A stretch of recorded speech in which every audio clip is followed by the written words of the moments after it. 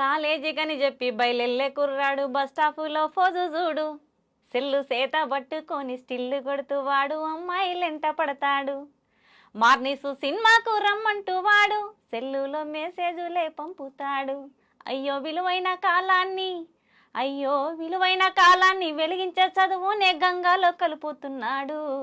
విని నమ్మి చదివించేటి కన్నుల ఆశల్ని కృంగాలో తొక్కుతున్నాడు. ఆలకించండి రా రింగుటోను, భలే సౌకర్యం ఉన్న సెల్ ఫోను. వాడే తీరు మాత్రం మారితేను, మన బ్రతుకు హరిచంద్ర కాటిసీను. ఆలకించండి రా రింగుటోను, భలే సౌకర్యం ఉన్న సెల్ ఫోను. బైకు మీద వెళ్తాడు భలే జోరుగా ఒకడు, రోడ్డు మీద స్పీడు చూడు. దారి మధ్యలో నా సెల్ ఫోను కాలొస్తే మెల్లిరిగా సెల్లు పెడతాడు. సెల్ ఫోను స్విచ్ అయినా ఆపేసుకోడు, పక్కన బైక్ ఆపి మాట్లాడుకోడు. వీడు ఎక్సులేటర్ పెంచి అయ్యో ఎక్సులేటర్ పెంచి ఎదురొచ్చే లారీకే ప్రాణాన్ని బలికొంటాడు. వీడు కట్టుకున్న దాని పసుపు కుంకుమ చెడిపి ముండ మోపిగా మారుస్తాడు. ఆలకించండి రా రింగుటోను, భలే సౌకర్యం ఉన్న సెల్ ఫోను. ఈ సెల్ ఫోను పుణ్యాన యువతరంలో నడత పెడదారి పట్టిపోతుంది.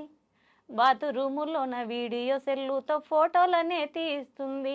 ఆడోళ్ళ మాన మర్యాదలు తీసి ఆత్మహత్యలకు పరిగొల్పుతోంది. అయ్యో దూరాల్ని తగ్గించి చిటికేలో కబురంపే సాధనమురా సెల్లు ఫోను. విపరీతాలకు దారి తీసేటి మనసును అదుపులో పెట్టుకుంటేను. ఆలకించండి రా రింగుటోను, భలే సౌకర్యం ఉన్న సెల్ ఫోను. వాడే తీరు మాత్రం మారితేను, మన బ్రతుకు హరిచంద్ర కాటిసీను. ఆలకించండి రా రింగుటోను, భలే సౌకర్యం ఉన్న సెల్ ఫోను. సూపర్ అండి, నిజంగా థ్యాంక్ యూ మేడం. ఎంత చక్కగా పాడుతున్నారు. అసలు అసలు ఏం చెప్పాలో కూడా నాకు అర్థం కావట్లేదు.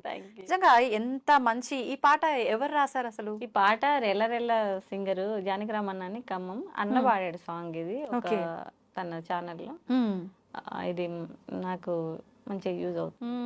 నిజంగా ఎంత ఇన్ఫర్మేషన్ అయితే మన మొబైల్ గురించి ఇవ్వచ్చో, మన లైఫ్ ఎంత రిస్క్ లో పడుతుంది, దానివల్ల ఎంత ఉపయోగం ఉందనేది టోటల్ ఇన్ఫర్మేషన్ అంతా పాటలో తెలిసిపోతుంది. హరిచంద్ర కాటిసీన అంటే శ్మశాన వాటిక. మనం ఏ రకంగా చనిపోయినా కూడా చివరికి వెళ్ళే ఘట్టం అదే కాబట్టి వాడే తీరు మాత్రం మారితే మన బ్రతుకు హరిచంద్ర కాటిసీను. అంటే హరిచంద్ర చివరికి శ్మశాన వాటికల్లో కాటికాపరిగా పనిచేసాడు కదా, కాబట్టి అక్కడ దాకా వెళ్ళొద్దు అని అంటే ఖచ్చితంగా హెల్మెట్ పెట్టుకోవాలి, సీట్ బెల్ట్ 4 వీలర్ ఉంటే సీట్ బెల్ట్ ధరించాలి, సెల్ ఫోన్ మాటలతో డ్రైవింగ్ చేయకూడదు, సిగ్నల్స్ ని ఫాలో అవ్వాలి, బండి మీద 3-4 వేసి వెళ్ళకూడదు. అవును. ఆ తర్వాత మన స్పీడ్ బ్రేకర్లు ఉంటాయి, కొంతమంది కావాలని కట్టుకొట్టుకొని వెళ్తారు. ఇవన్నీ కొంచెం ఒక లిమిట్ లో అన్ని తగ్గించుకుంటూ వస్తే 60 ఏళ్ళు బతకాల్సి 80 ఏళ్ళు బతుకుతాం. నిజంగా మన చేతుల్లో ఉంది. కానీ మనమే స్వతహాగా జలసాలకు అలవాటు పడి జీవితాన్ని నాశనం చేసుకుంటాం తెలియకుండానే. అంటే చాలా రకాల ఫుడ్ వల్ల గానీ, పొల్యూషన్ గానీ తెలియకుండా మనకు అది మనం ఏం చేయలేము, అలా పాడవుతుంది. మన చేతుల్లో ఉన్నదన్నా మనము కాస్త పాటిస్తే గనక మన ఆరోగ్యాన్ని మీరు అన్నట్టుగా ఒక 10-15 ఏళ్ళు పెంచుకోవచ్చు.